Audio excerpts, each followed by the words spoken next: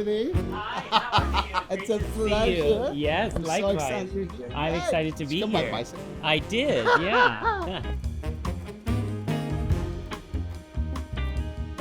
So anyway, thanks for being here. Do an amazing masterclass for us at YPC. Thank you. And what I wanted to say is, what do you think is going to happen tonight? What do you think is going to happen with these young people? Well, I'm always excited by young voices and young people's approach to music. And actually, they call it a master class, but I feel like I learn, especially from younger singers and their perspective, and I can give them a little bit of my insight, not only into singing and how it happens in a more sort of technical way, but also into performing and how to create an atmosphere with the music and with your voice and with your presence. So I think it'll be exciting to see that synergy of mutual learning. With a young person singing in a small salon like today, with a smaller audience, is there a difference, you think, in the way we're going to hear singing tonight compared to a big hall in a small salon? I think there's a difference in the way we hear singing in that, when you're listening in a smaller, more intimate space, you can listen in a different way. But I don't think there should be a difference in the way that the singer approaches singing in a smaller space. The technique has to remain the same. And you use the same, classical bel canto style. Even if you're doing musical theater, if you're doing, there should be a fundamental baseline of beautiful singing, and that can resonate in all different kinds of spaces. And I found that I can sing very softly at the Met and have it carry, and I can sing very loud in a small space and have it be effective. That's great. So bel canto, that's a word we listen to a lot. But in a children's choir, that's a big word. I know what it means, you know what it means, but if you were talking to a young person, what does it mean to sing in bel canto? Well, translated, it just means beautiful singing. But of course, it comes from the 18th century as they were developing different vocal techniques. And it's a fundamental way to, through breath and the way you shape your vowels, create a beautiful tone in your sound. And so that is what I think of when I try and lay the foundation for adding all different kinds of techniques. Tell me a little bit how you transition into the serious music, because I know you do a lot of early music as well. When I was 13 years old, I was asked to sing Miles in The Turn of the Screw by Benjamin Britten. And that was a revelation for me. I'd never done opera before. And the depth of expression and the complexity of emotion in that piece really inspired me. And I loved that as a kid, actually. I loved finding new ways to express myself and to think about, psychology and humanity in those ways.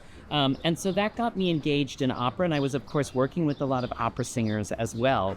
And they said, maybe you're a countertenor, and I didn't know what a countertenor was. I guess I had started to go through puberty and was still singing high.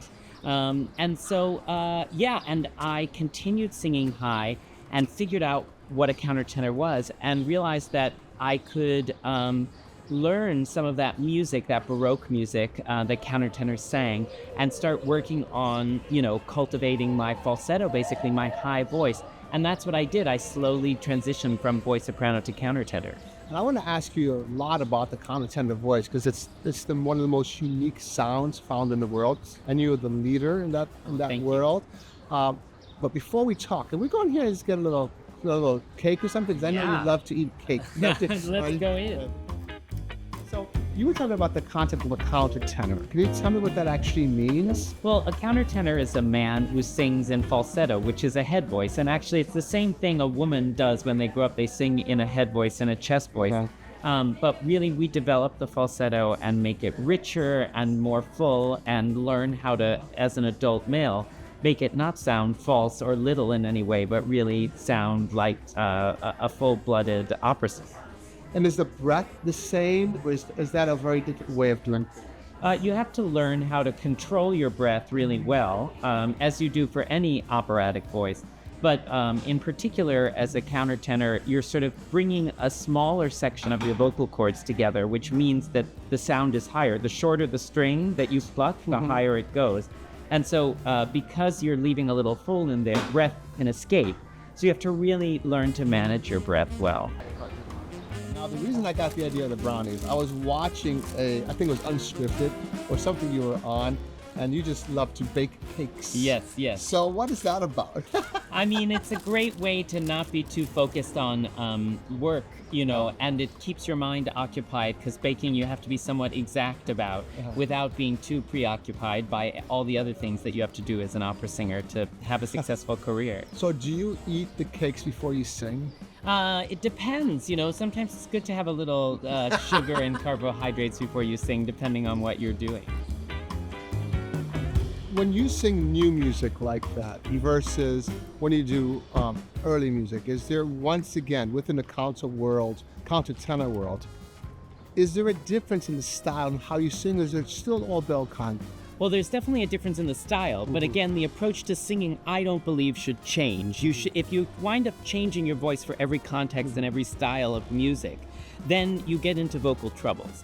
But if you can impart style through dynamics, through your choice of articulation, through all the different tools you have as a singer, which are produced through the same methods of singing in a physical sense, but they're all choices, they're all colors in your palette, and that you can use like a painter would to create a different painting each time.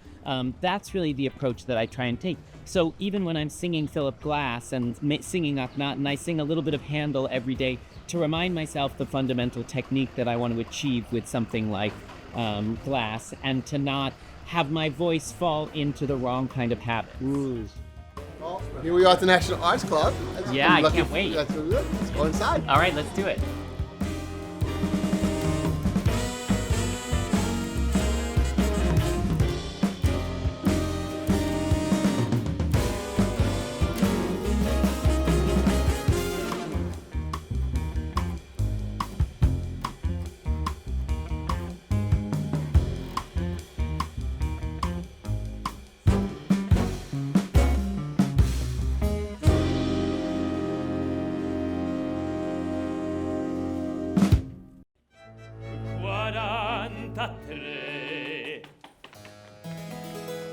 Cosa stai misurando, caro mio figaretto? Se a casa madama la notte ti chiama, madama ti chiama, che suon deve gli accendere.